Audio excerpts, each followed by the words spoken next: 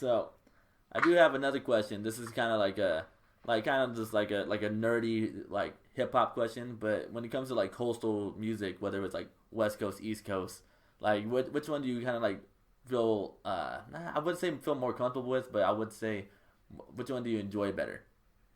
Ah man, East Coast right off the Mm-hmm. bat. I love the West Coast. I grew up out here, LA, Hollywood. I went all Hollywood High. I went all LA. I love West Coast music, but just generally right away East Coast, man. Like I look at a lot of my collection from my records. I'm like, wow, it's a lot of East Coast stuff. Then I see my CD and my tape collection. I'm like, man, it's a lot of East Coast. And without like wanting to buy the East Coast stuff, it's just what I naturally got, you know. And I mean, some of the best rappers. West Coast has a lot of dope rappers. Don't get me wrong, but some of the illest influential rappers too, like came out the East Coast. And Mm-hmm. I think growing up here in LA, and when I would get in touch with the East Coast stuff, like when like Boot Camp Click was coming up, like Wu-Tang or like Special, just all that stuff, man, it was way different. Like I think the sound and like what they were rapping about, it was way different from when like I was hearing the West Coast. Even though like I love the West Coast stuff, a lot of at that time was like gangster rap was really in, man, and like G Funk, and Mm-hmm. I would listen to that a lot. But I knew I was like, man, well, I'm not a gangster like that. Like I'm not really like what they're rapping about and talking about, you know. And I still loved it. I still listen to it, but automatically it'll be just East Coast stuff, New York. I love when Fat Joe, man, Fat Joe when he first came out was dope, and you know, Mm-hmm. of course, all the Wu-Tang stuff and Tribe Called Quest, and you know, it's a grip of it, man. Like just a grip, like Redman's really dope, and I don't know. I mean, I just feel like definitely like for me, like when people ask me that, it'll be like East Coast right off the bat. Yeah, it's very hard to not say so. I mean, it depends on where your music taste is. But as for Yeah, myself, when I first started like getting into hip hop and like learning more about it, and like started looking into it myself without someone introducing it to me, I caught myself listening to a lot of Big L and a lot of Biggie. You know, like Big L was an insane like freestyler. same, bro. He had Yeah, punchlines that were like that way were way ahead of his time. You know, like I can't like there's so many that you could even like quote from, but I could definitely say, you know, from Big L even to Raekwon the Chef. You know, like Raekwon yeah, the Chef really like his like delivery and cadence was just like different than like almost anybody's. Like it wasn't yeah, you couldn't exactly. predict his punchlines. He'll just like come with it, and then it'll like catch you by surprise. You know. Yeah. But speaking of Raekwon, you used to DJ from out here in like California, right? Yeah, I DJ'd for him a couple of times. He came out to California, man, like a few times out here, and then I definitely got the opportunity to DJ for him. The first time was at a Rhyme Fest. I big up Rhyme Fest, man. They put me on a lot of their lineups, dude, and as a headliner DJ, and I don't know what happened that day, man. It was one of a Rhyme Fest at the arena, man, this old spot in Hollywood, dude, and I don't know, something happened with the DJ, man. I don't know, but like Scooby, big up Scoobs, man. He was like, yo, man, because I had my own sets, like in between the artists and all that, which definitely I was cool for that. I was down for that. I did that, and then I DJ'd for Namek that day, but then Scoobs hit me up like, you know what, Raekwon's coming through. His DJ, he's not gonna be able to make it, man. So like, I want to ask you, you know, do you think you could DJ for Raekwon? I'm like, oh yeah, man, of course. It was like, yeah, definitely. And Mm-hmm. like being the experience that I've had, like DJing for other artists, you know, a lot of other MCs and rappers, like I felt comfortable. Like, all right, cool, like comfortable. I could almost say confident. You know, I was like, yeah, I got this. Like, cool, I got it. Cool. I spoke to his manager, man. Like right before the show, we didn't rehearse.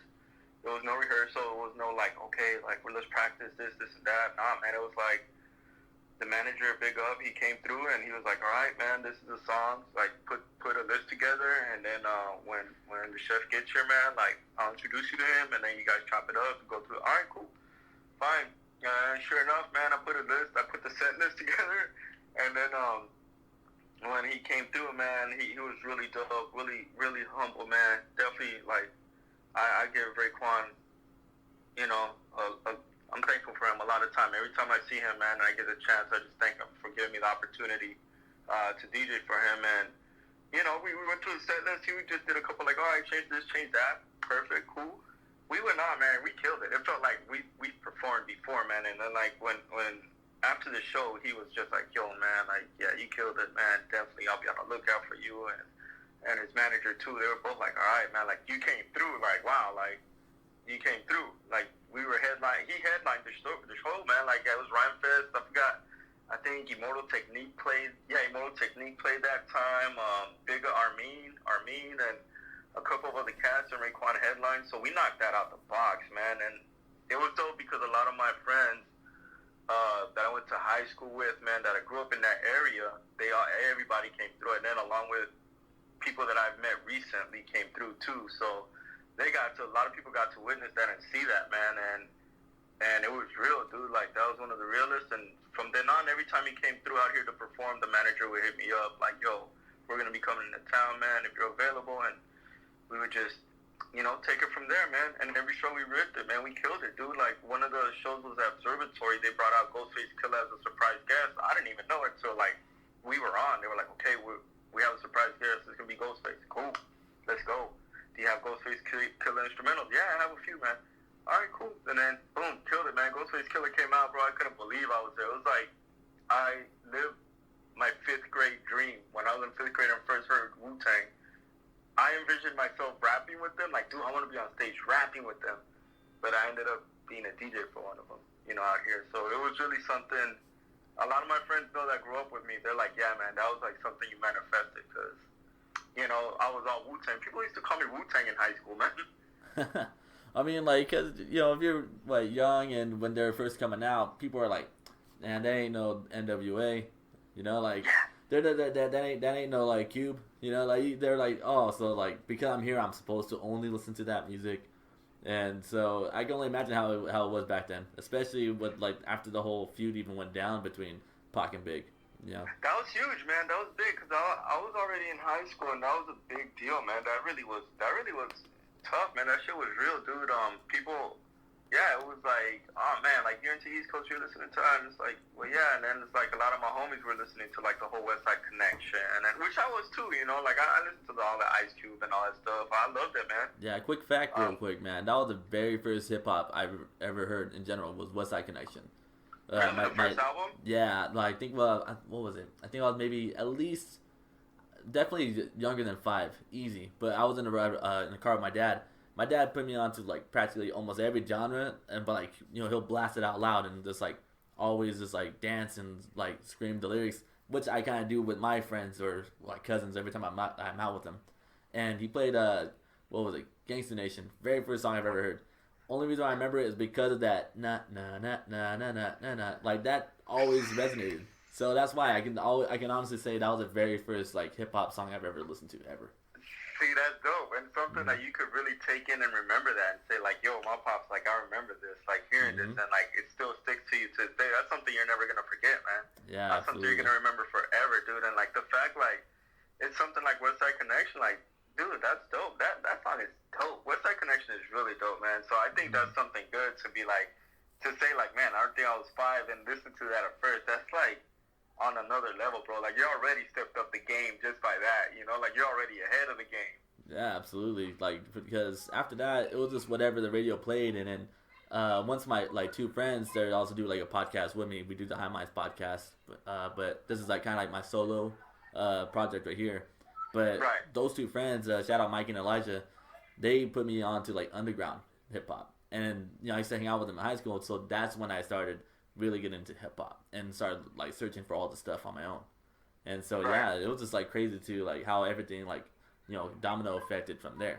You know what I'm saying? Yeah, domino effects, and somehow it makes a full circle back. Like once you start getting older, it's like yeah, you kind of manifest things sometimes if you really feel it and you really have that passion and drive for it. Somehow, it's going to come back in full circle, no matter how long it takes. And this is the thing. Some people get really impatient, or they think it's going to happen overnight, or it's like they have a big expectation. So that's why a lot of people give up, man. I've seen people come and go, so people give up easily. And that's the big part of it. You can't give up. If you're something you love and, like, you're going to be passionate about and you see it, for the long run, and you really want it's something you just don't give up on and quit. Say like, oh man, like it didn't happen, so like that's it. I'm gonna wrap it up. Nah, man, it's something you do. Even if you do it for fun, like whatever it is for, as long as it fulfills you, like inside, man, and then somehow it'll manifest. It'll manifest. Like you doing the podcast with your homies and you have your own is something that I'm sure when you were a kid you already had something in mind. Like I'm gonna do something like a radio show. I wanna, like do something maybe like TV interview. And full circle, now you're doing it. You're doing it both because now the technology today you can do it both. You can flip it really good how you want to. Seriously, with this whole Corona thing going on, I'm taking advantage of everything I can, especially with being out of a job at the very moment. I'm taking advantage and seeing where it's gonna go from here. You know what I'm saying? Yeah, it's scary, brother, and it's a real deal, man. Because people are. I mean, it's best to stay at home, stay safe. I know because me and my wife, we've done it. We've been doing it, man, and I haven't been going to work. And so, right now, would be a good advantage to take the technology, use the tools in the right way. And it's man, let's do this FaceTime interview, and then you can put it on YouTube or podcast audio, however you want. But like you say, you got the time in your hand. You're gonna use it wise. You're gonna do it to something you like, and that's the best part, because that's in the long run. That's what's gonna pay off. After all this shit blows over, hopefully soon, that's what it's gonna be like. Man, wow, that time, this is what I did. You used your time wisely and productive. Yeah, absolutely. And then after all this blows over, we definitely had to do something in person for sure. We worked on something. Bro. I know we always kind of spoke about it, man. And I know we always kind of mentioned all right, yo, I know we always kind of talked about it, and I guess this will be the right time. But definitely once all this shit blows over, it'll be dope, man. Just to link up live in person and actually do something face to face, man. I'm happy you're doing this, man, because then you're putting stuff out there that maybe the average person doesn't, or that people do want to hear and see, the fact you could put it on YouTube for everyone to view, and then you got your thing and your homies all together. That's a really good thing. Yeah, definitely, man. So it's definitely gonna be a lot of things in the works as soon as this whole lockdown gets lifted up. There's been so many artists I've been in touch with, and definitely people I want to connect with each other. And whether it takes off or not, it's a matter of just doing it, and just gotta manifest in it. Manifesting it, brother. Just put it out there, man. With everything you got, man. Just 100, dude. Stay consistent. 100. That's why, man. Me becoming DJ Luman didn't happen in a few years, man. That thing happened hella years. It just wasn't overnight. I had to really practice. Put in work, no matter what I went through, I still did it, and either I had bad nights, and then I had good nights, but now I see, I'm wow, all that paid off, man, and now, I'm thankful to be at a podcast where I could be yeah, man, I get to tell my story and experience, and and I'm thankful I'm still able to do DJ gigs, people still call and still book me or whatever it is, or scratches for whatever albums or songs, and it's dope. It's something that I try not to take for granted, especially these times. I look at my trenches, I'm man, I haven't took them out since when? Because of this whole thing that's going on. Yeah, I know. It's just sometimes you just gotta go ahead and just work on it on your own, just practice and stuff. Yeah, I'm kind of it sucks for myself because I kind of use this whole the past few interviews to practice me interviewing people, and you can tell from the first episode, the first one I released Friday, but Chewy, I really believe that you guys should really be in contact with each other. But I interviewed Chewy, and I kept on saying so fucking much and so much. So from there it started building off, getting better and better each interview. And I'm not gonna lie, I don't know if it's because I've known you for a long time